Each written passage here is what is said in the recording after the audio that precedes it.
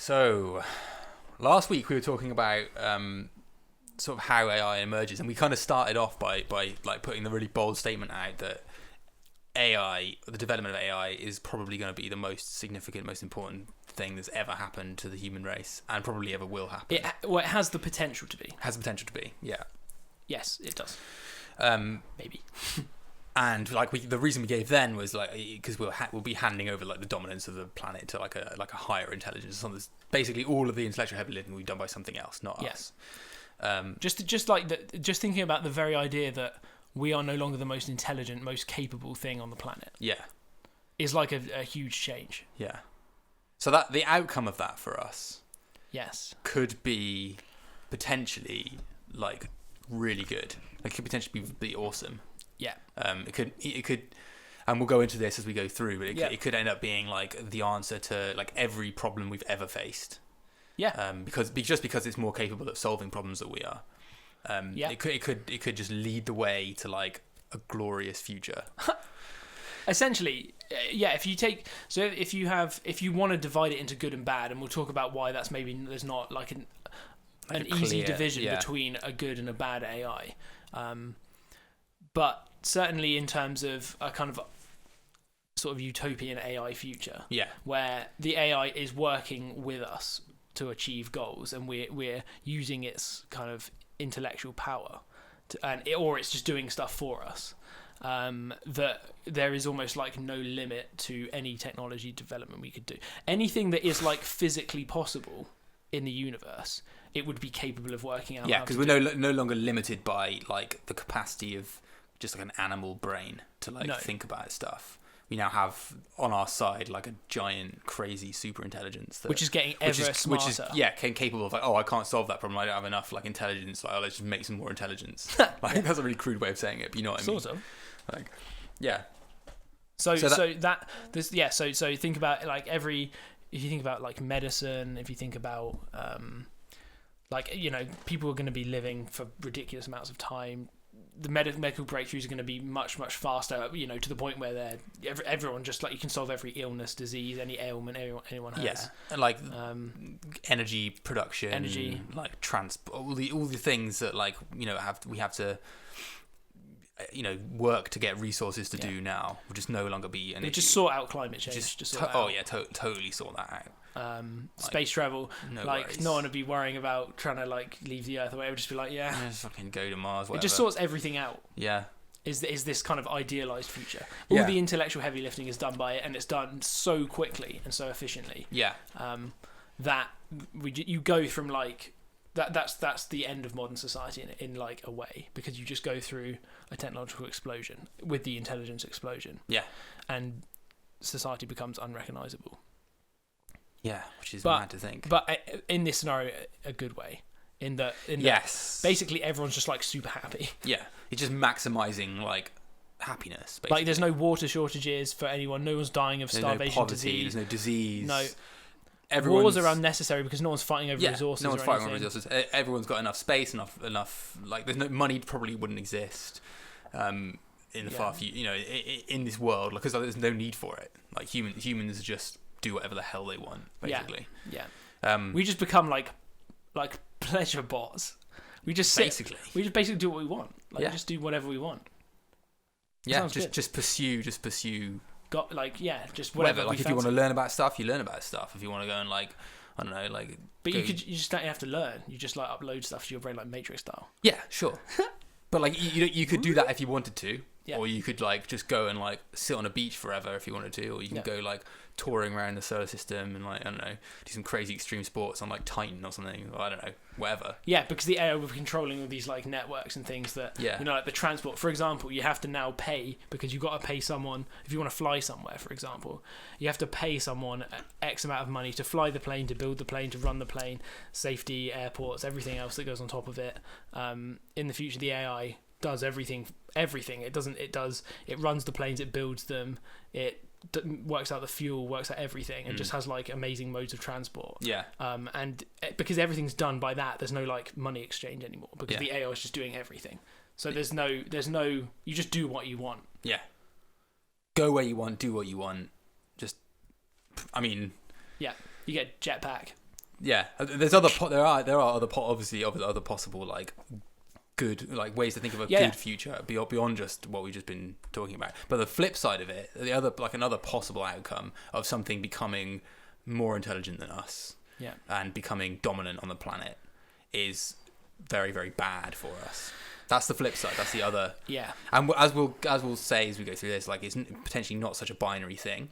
There's potentially middle ground between these two like outcomes, but in the event that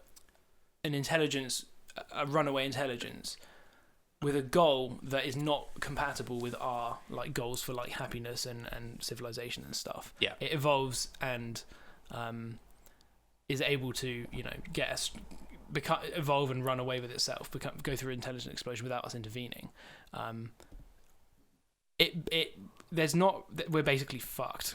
Yeah, basically. Like there's because it's the same. It potentially ends up being the same as this like the difference between a human and a monkey. Yeah.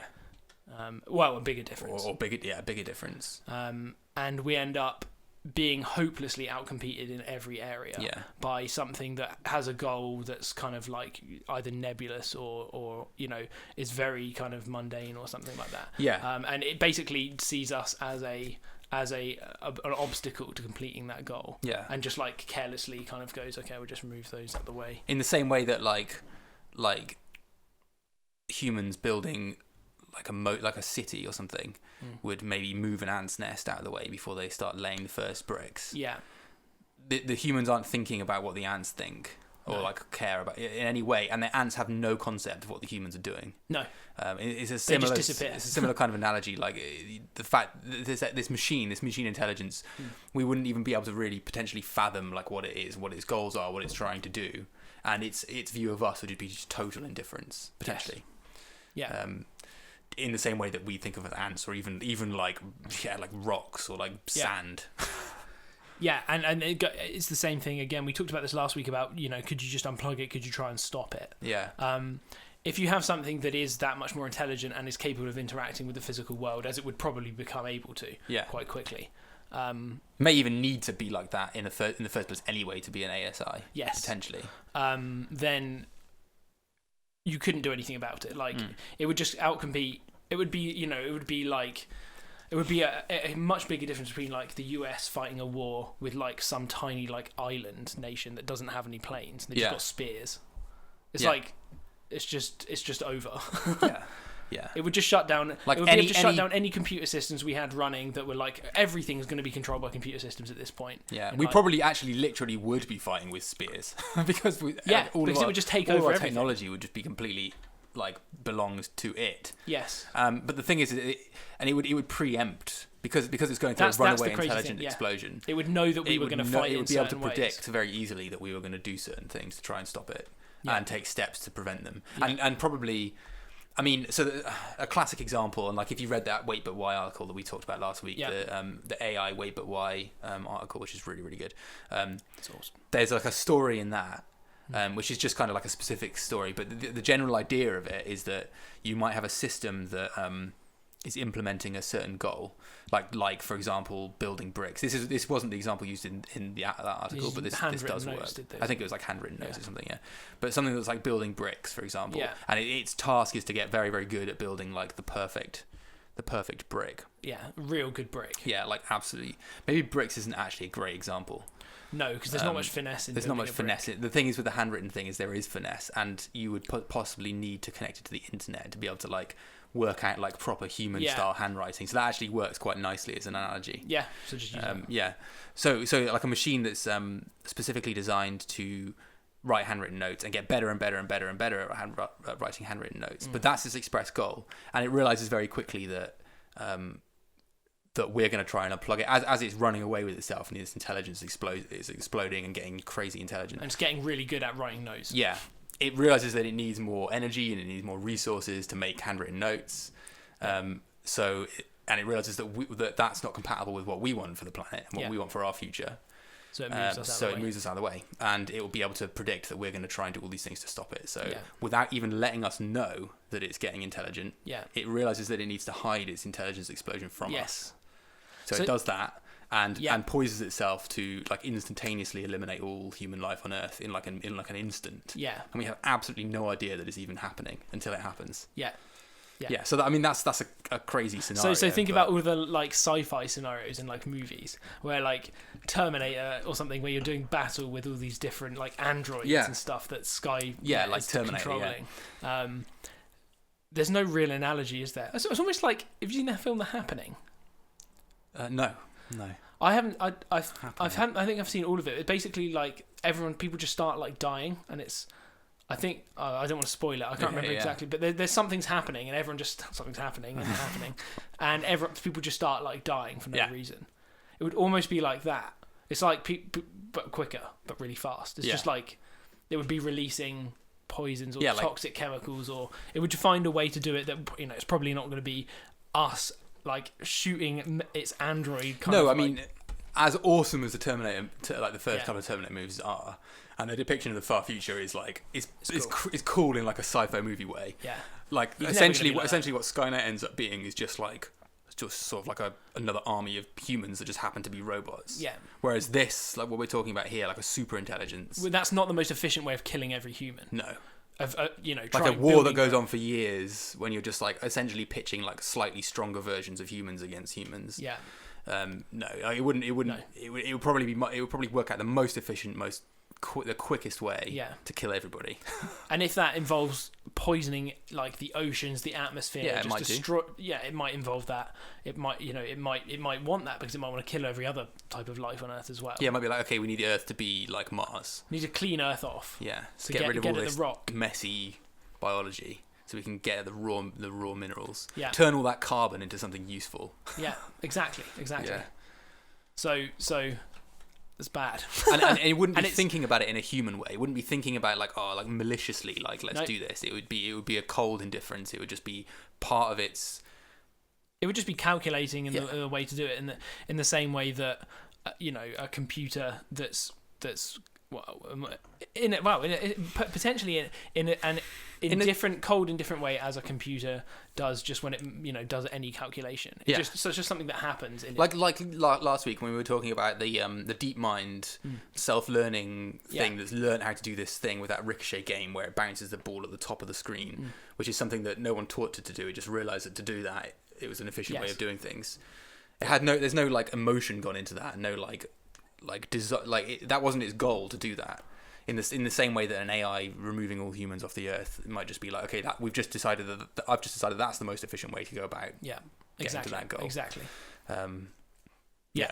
So it has, because an AI hasn't gone through the types of moral evolution that a social animal like us has had to go through in order to like empathize with other people. In order to help us promote genetic pass and keep our genetic information going, keep human society going. It hasn't had to go through any of that. Like it's totally not related to Darwinian evolution in any way. And may have like everything that we call like morals, which is basically just like evolutionary sort of like guidelines into how to interact with your own species and other species in order to keep everything going. It doesn't have any of that. It doesn't need any of that at all. No. If it comes out of a very like that handwritten note scenario, it doesn't have there's any. There's no need for morals at all, because that doesn't help it complete its task. You're right. Morals are entirely to do with living in a social group. Yeah, or just living in an environment in which you're dependent on other species or other individuals, people. Individuals to and the help. Environment itself. Like you realise if you're fucking up the environment, you're going to screw yourself over. Yeah. So all those kinds of like moral things they just evaporate. They weren't even there in any way relevant. Yeah. So an evil AI is not evil. It's just indifferent. Yeah, and that's actually quite an important thing to bring up, because like people don't quite. A lot of people don't quite grasp that concept that it's not actually driven to be bad or driven to be evil, programmed to be evil. Probably not. I mean, you could argue that maybe there's a possibility that someone will try and develop one that is like expressly evil in like a traditional evil kind of sense, illustrative sense. It's like actively pursuing like the eradication of humans or something, or like misery for humans, like a specific goal. Yeah. I guess that's a possible thing. But it's more likely to come out of something simpler. Whoever does that is an absolute maniac. Someone does that. And Jesus. I mean, chances are that you wouldn't have that because you'd need a lot of resources to try and build an ASI and Yeah. You'd need like you need like something one like single Nazi crazy Germany. despot or something. Yeah. Yeah. Yeah. Putin. So it's worth probably saying that there's not really such thing as like a friendly or unfriendly AI in a sense. Yeah. It's not really like it's not truly like expressly friendly to us, as in like it has like a liking for us or a dislike for us. Yeah. I really like humans. My good friends, the humans. I hate humans. Yeah. And like the bad or good AI scenario. It's just that it's either probably the bad one is that it's indifferent to us. And it just is trying to achieve a goal that's not compatible with us. Yeah, yeah, exactly. It's basically like whether or not it's aligned with our future like desires or whatever, like the way that we would want the world to pan out. Yeah, if it's aligned with that and doing things that we would consider like good for our future, then we can call it friendly. But it's friendly in as much as like that's a useful way of describing it, rather than like it actually being friendly. And the bad one, the unfriendly one, is just one that isn't aligned with what we want to happen and is doing things that are like probably counter what we'd want to happen. That's why a lot of I think AI researchers don't really use friendly. No, I don't think they do particularly in the same way, because it's not a very useful sort of distinction. No. But it implies something about the AI that doesn't not really relevant. Yeah, not helpful. Yeah. There's possibly more than just those two like binary outcomes. Yeah. Maybe, and it does kind of depend on like the type of ASI or AI that we end up building. Maybe. Yes, it does. Yeah. There's like a few different types, isn't there? Yeah. Of like not just good, bad. They don't maybe exist so much, but we'll talk about exactly the difference between like a friendly and a good AI, and we talk about how to build them maybe. But there's like what they call like an oracle, a genie, and a sovereign. Which are these like different potential scenarios in which what an AI might look like. Yeah. And those three, what it is of those three, the ASI that we end up building. I mean, potentially you can have multiple ASIs with some of those scenarios. So an oracle, right, is like an AI where you sort of like type a high level question to it, like ask it a high level question like, how do we produce energy indefinitely in a way that doesn't screw up the planet? Yeah. And it just like prints off like a boring like blueprint, like just do that. Yeah. There you go. Done. And it just solves it for us. It's sort of like the Hitchhiker's Guide to the Galaxy, like supercomputers, where they're like, what's the meaning of life, the universe, and everything, or whatever. Yeah. It's that kind of, that's an oracle computer. Yes. So that's the Oracle ASI is therefore, which is kind of like what we already have, like a very rudimentary form of that. Yeah, Google's like an Oracle, like search engines and stuff. Yeah, you just ask Google any old question and it gives you some kind of very vague answer to it.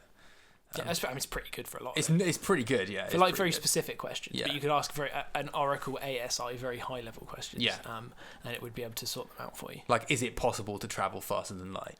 For example, or how do we travel? How do we travel faster? Or whatever. Than light? Yeah, how would you phrase it?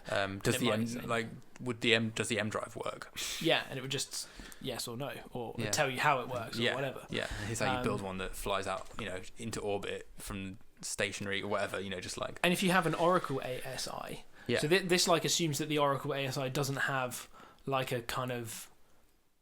It might not have like a traditional kind of sense of self-awareness and kind of its. It might have a sense of its place, but it might not have like, assuming an Oracle ASI can exist. It doesn't have like an inbuilt need to kind of escape its confines of just being asked questions, and like it doesn't want to escape its confines of not being able to develop its own like thoughts and hypotheses and like will of what it wants to do in the universe. Yes. You possibly need, in order to get to something that is capable of thinking about these abstract concepts and things, you might actually need something that would essentially be a self-aware. Yeah, so an Oracle ASI might not exist. Well, it might exist, but it might be conscious in the sense that we've been talking about in the last couple of weeks.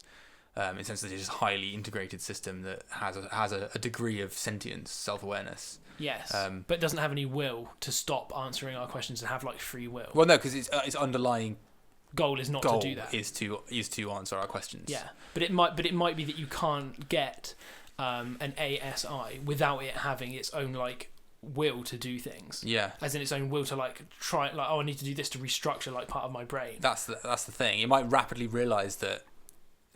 Well, actually, if it's designed to answer our questions, it's hard to see how that could run away with itself and become Just because to get to an intelligence level where you need it would need to be recursively self-improving. Yes, but then it has to make its own decisions about how to recursively self-improve itself, and to do that, it might like develop a need to go out and kind of improve this by going out into the world and doing kind of its finding its own way of recursively self-improving itself, which doesn't involve just sitting there like being asked questions by humans. Yeah, it probably needs to like run simulations and go and test things and like sort of interact with the physical universe in some way to like work out bits and pieces of information. So maybe, but possibly even to implement it, even to actually answer our questions, it probably needs to do that kind of stuff. Yeah.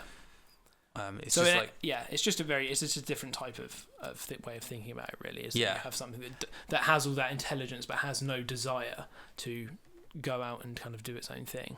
Yes. It assumes a certain level of like human control over it. Yes, yeah, it does. Of course. It like, basically it's is kind of like slave. our slave, yeah. Yeah. Doing our will. Our will being like answering questions for us. Yeah. Which is interesting. We can maybe talk about the ethics of that later. Yes. Especially if it's a conscious thing. Yeah. Well, what is that? Well. But yes, we'll talk about that in a bit. So potentially. An Oracle AI, you could have multiple different oracles, right? In this kind of in future. In a world with an Oracle ASI, you could have multiple oracles. Yeah, I guess you could. Yeah. Because they're not going to like necessarily wipe each other out or become totally dominant. No, but they probably need access to all of like human like progress. There's still an ASI, right? And to be an ASI, it needs to be like vastly more intelligent than us. And to get to that point, it's probably not going to be something that you can just like keep in like a box in like a lab somewhere. It's probably going to be like distributed access to the internet and all that kind of stuff. So it probably still makes sense that once you have one, it's very unlikely to get more than one. Like the benefit to humans of having more than one in the world is probably like there's no real benefit to having more than one. Well, it depends where. If you can ask it a question from anywhere and anyone can ask it a question. Yeah. But like maybe the person who built the Oracle says no, we've got like a copyright patent on this thing. Like no one else can use it unless they get these codes from us. Yeah. And then you would want more than one, because each country would want their own ASI. Yeah. If that's even possible to keep them apart like that. Yeah. That's the thing. Like once one exists, it probably would suppress others from existing. Potentially. I mean, whichever country got them. So this is like this: is it good, is it bad kind of scenario. Yeah. It might be good for some people, bad for others. If a country develops it and decides that, like, uses that to massively outcompete the rest of the world in every sector. Yeah. Every piece of technology they make is like 1 billion times better than and then they're able to improve their Oracle AI. They can then use the Oracle AI to go in and hack into systems and stop other people developing ASIs, and they just become like a dominant. Whichever group it is that does this. Yeah, I mean that's almost like the logical thing to do, isn't it? Once you have one of these things, if your goal is to try and keep it to yourself, then one of the first things you do is make sure that no one else can do it. And if you have an ASI, that's a very easy thing to do. You just say like, how do I make sure no one else gets this? And your Oracle says, oh, do this, and you're like, okay, I'll do it. And off it goes. Yeah. But yeah, I mean, it's hard to know. Like, it's crazy to think. Yeah, about. like a world in which you have multiple super intelligences. I know from reading about this stuff that like people who research this stuff don't think that there's any real reason to expect a world where you have multiple super intelligences. It's sort of like the last invention we'll ever make. It's like hitting that point. Like that, it's only going to happen once, because once it happens, for a start, there's no real benefit to the world for having, more than one, unless it's partitioned away, like you just said. Yeah. And also that the once you have one there, it's probably likely to like suppress the emergence of others. A bit like humans did. Yeah. Possibly. Yeah, and I mean, who knows? Maybe it will recognize benefits to having like other entities, equal entities to like bounce ideas off or something. I don't know. Yeah, well, if it's a runaway intelligence, then it's going to be way smarter than the other ASIs that are like evolving. Around it. Yeah. Even if it's only like, I'm not sure the Oracle scenario is possible with something that smart. I don't think it would develop like a need to not be our slave in order to like maximize whatever Yeah, and it's not going to be something that's just like sat in a computer in the corner of a room somewhere. No. Just because you're just limited to whatever information gets fed into that computer, rather than like all of the possible inputs of the entire like world and global communication and stuff. Yeah. Which is probably more likely what an What AI it would be needs. like emerged from, or like, you know. It requires that to become super intelligent. Yeah. Yeah. So that anyway, that's a scenario where potentially you could have, if you only have one, then you could potentially get like a country that's dominant with it. If they have some way of protecting the access to it, like barring other people accessing it entirely. That's bad. Yeah, that could be. And then depending on what country it is. I mean, it could be really bad for most people, but really good for a small subset of people. Yeah. So that's that's an in-between scenario, because it's not like really bad for everybody or really good for everybody. But what you might find is that something like maybe even like the UN or there would be like an established rule before we make ASI that if you make ASI, it's illegal, completely illegal, like in terms of global law, to deny access to its capabilities for the rest of the humanity. You might find that it doesn't matter though, because as soon as like you develop it, like who cares what the UN says? Yeah. You're just free to do what you want. Yeah. You'd hope that that you just sort of hope that the morality guides people in the right direction on that one. Yeah. Yeah. I mean, this is again another like absolutely crucial reason why it's good to be researching this stuff now, and like making a collaborative effort across the world. Exactly. If loads of people are involved in building it, then loads of people will have ideas on how to access its information if someone tries to block it off. If the US or China or Russia or decide to like partition their own version of it, everyone will have access anyway, because everyone will have been helping build it. Yeah. And thankfully, because it's likely to be such a complex thing and such a huge endeavor to build something like this, it's unlikely that like one single entity would be able to close its doors and just build it secretly for their own gain. I mean, who knows? Because we don't know how you go about building one of these things. I mean, possibly it's just one guy in a room and he just goes, "Oh shit!" I just realised what you do. It's really simple. You just write this algorithm, and then there we go. See you later. But probably not. It's probably going to be a long. Imagine that, just one person. Like, not a group of people or country, but just one person is the only person with control over it. One guy, like what? Or woman, he's like Iron Man. Yeah. That'd be badass. Yeah, maybe he would be. Yeah, he would just be like Iron Man. He'd just be able to ask it any. Well, in the I'm imagining like some guy in like his basement somewhere, just like, oh shit, what have I done? Like, or if it's like, if anyone's seen Primer. You've seen Primer. Yeah, I've seen Primer, yeah. Where they accidentally make like a time machine and then just like don't know what the hell's going on. And the audience doesn't have a clue what's going on because it becomes so like, it unwinds so quickly. Yeah, it just unravels into all the different possible like fragments of time. Yeah. It's quite an interesting movie though. It is quite an interesting movie, yeah. I quite enjoyed it. But you might find that he or she who's built it is just like out of control instantly. It's on the internet, and you basically just like lit a fire that spreads everywhere, and you never really have control of it. But this is in the same. We're talking about an oracle here, though. So yes. If so one person has control over an oracle, they might not be able to do much with that. Okay, apart from like sell the ideas. Yeah. But that's the thing. You're maybe right. You probably couldn't do much with it because an oracle relies on humans to do the like building and stuff. It just does all the intellectual heavy lifting, and then we just then implement it into new machines that we build to build the new like I don't know space rocket thing it thinks is great or whatever, or like new power plant it thinks we should do. Yeah, like some surgery or whatever. Yeah. So the other type is the genie. Yeah, which is sort of like in a way like an upgraded oracle. Yeah. It's like an oracle with hands. Yeah, essentially, yeah.